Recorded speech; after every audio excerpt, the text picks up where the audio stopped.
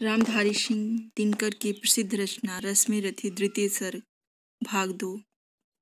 इसमें परशुराम के आश्रम का वर्णन किया गया है और उनके बारे में बताया गया है तथा कर्ण और परशुराम के गुरु शिष्य संबंध का भी वर्णन किया गया है। तो चलिए हम लोग पढ़ते हैं इसे। किंतु कौन नर तपोनिष्ठ है यहाँ धनुष धरने वाला, एक साथ यज्ञाग्नि और असी की पूजा करने वाला।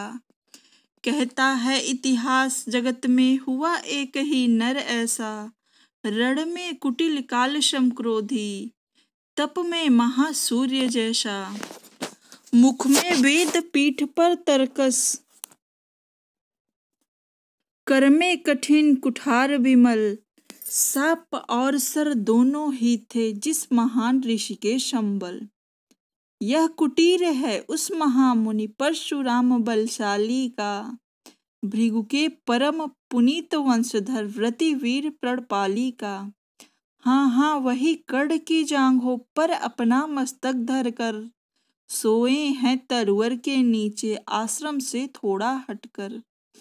पत्तों से छन छन कर मीठी धूप माघ की आती है, पड़ती मुनि की थकी देह पर और थकान मिटाती है। कर्ण मुग्ध हो भक्ति भाव में मग्न हुआ सा जाता है, कभी जटा पर हाथ फेरता पीठ कभी सहलाता है। चढ़े नहीं चीटियां बदन पे, पड़े नहीं तृपात कहीं, कर्ण सजग है उचट जाए गुरुवर की कच्ची नींद नहीं। वृद्ध देह तप से कृसकाया उस पर आयुध संचालन, हाय पड़ा श्रम भार देव पर असमय यह मेरे कारण।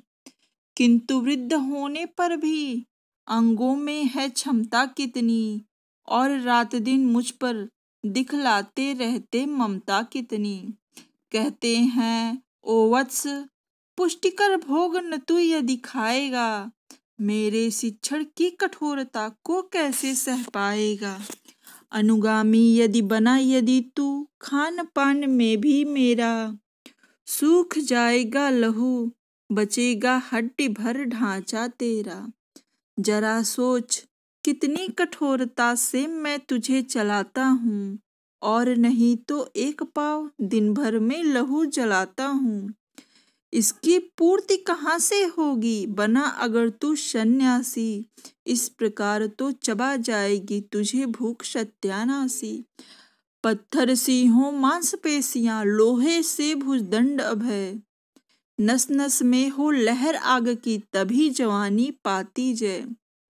विप्र हुआ तो क्या रखेगा रोक अभी से खाने पर, कर लेना घनघोर तपस्या वै चतुर्थ के आने पर। ब्राह्मण का है धर्म त्याग पर क्या बालक भी त्यागी हो, जन्म सात शीलोच्छ वृत्ति के ही क्या वे अनुरागी हो। क्या विचित्र रचना समाज की, गिरा ज्ञान ब्राह्मण के घर में, मोती वर्षा वैश्य वैश्य में, पड़ा खड़ग क्षत्रिय कर में। खड़ग बड़ा उद्धत होता है उद्धत होते हैं राजे, इसीलिए तो सदा बजाते रहते वे रणके बाजे। और करे ज्ञानी ब्राह्मण का असी विहीन मन डरता है, राजा देता मान भूप का वह भी आदर करता है। सुनता कौन कहाँ ब्राह्मण की, करते सब अपने मन की। डुबो रही सोड़ित में भूको भूपों की लिप्सा रण की। और रण भी किस लिए नहीं जग से दुख दैन्य भगाने को, पर शोषक पथ भ्रांत मनुज को नहीं धर्म पर लाने को। रण केवल इसलिए कि राजे और सुखी हो मानी हो, और प्रजाएं मिले उन्हें वो अधिक अभिमानी हो। रण केवल इसलिए कि वे कल्पित अभाव से छूट सके, बढ़े राज्य की सीमा जिससे अधिक जनों को लूट सके।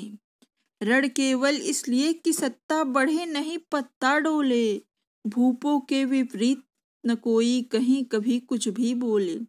जो जो मिलती विजय अहम नरपति का बढ़ता जाता है, और जोर से वह समाज के सिर पर चढ़ता जाता है। अब तो है यह हाल कि जो कुछ है वह राजा का बल है। ब्राह्मण खड़ा सामने केवल लिए शंख गंगाजल है। कहाँ तेज ब्राह्मण में अविवेकी राजा को रोक सके। धरे कुपथ पर जभी पाँव वह तत्क्षण उसको टोक सके। और कहें भी तो ब्राह्मण की बात कौन सुन पाता है। यहाँ रोज राजा ब्राह्मण को अपमानित करवाता है। चलती नहीं यहाँ पंडित की, चलती नहीं तपस्वी की। जय पुकारती प्रजा रात दिन, राजा जयी यशस्वी की।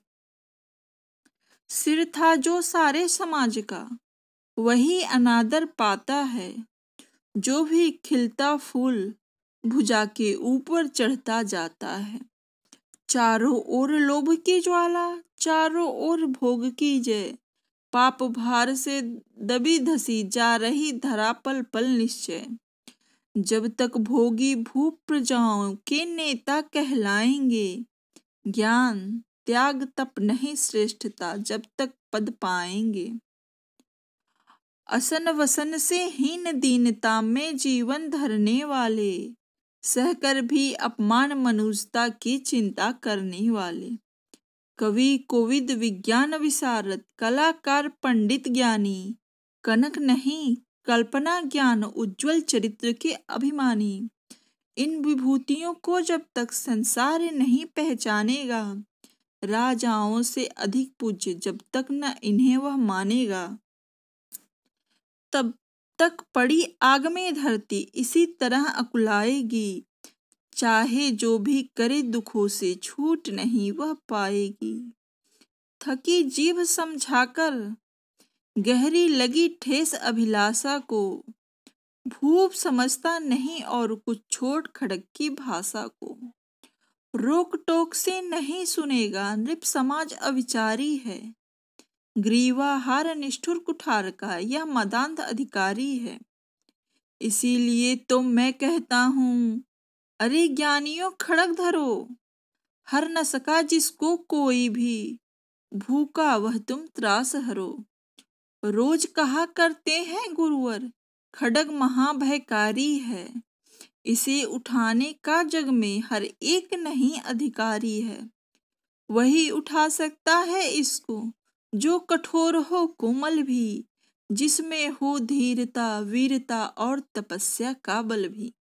वीर वही जो शत्रु पर जब भी खड़ग उठाता है, मानवता के महागुणों की सत्ता भूल न पाता है। सीमित जो रख सके खड़ग को पास उसी को आने दो। विप्र जाति के सिवा किसी को मत तलवार उठाने दो। जब जब मैं सर चाप उठाकर कर्तव्य कुछ दिखलाता हूँ, सुनकर आशीर्वाद देव का धन्य धन्य हो जाता हूँ। जियो जियो ऐ वत्स, तीर तुमने कैसा यह मारा। दहक उठा वन उधर, इधर फूटी निर्झर की धारा। मैं शंकित था, बाह्य वीरता मेरे साथ मरेगी क्या। परशुराम की याद विप्र की जाति न जुगा धरेगी क्या। पाकर तुम्हें किंतु इस वन में मेरा हृदय हुआ शीतल। तुम अवश्य ढोओगे उसको, मुझ में है जो तेज अनल। जियो जियो ब्राह्मण कुमार, तुम अच्छे कीर्ति कमाओगे। एक बार तुम भी धरती को निछत्री कर जाओगे। निश्चय तुम ब्राह्मण कुमार हो, कवच और कुंडल धारी। तब कर सकते और पिता माता किसके इतने भारी। किंतु हाय ब्राह्मण कुमार सुन, प्राण कांपने लगते हैं। मन उठता धिक्कार हृदय में, भाव ग्लानि के जगते हैं। गुरु का प्रेम किसी को भी क्या ऐसे कभी खलता होगा। और शिष्य ने कभी किसी गुरु को इस तरह छला होगा।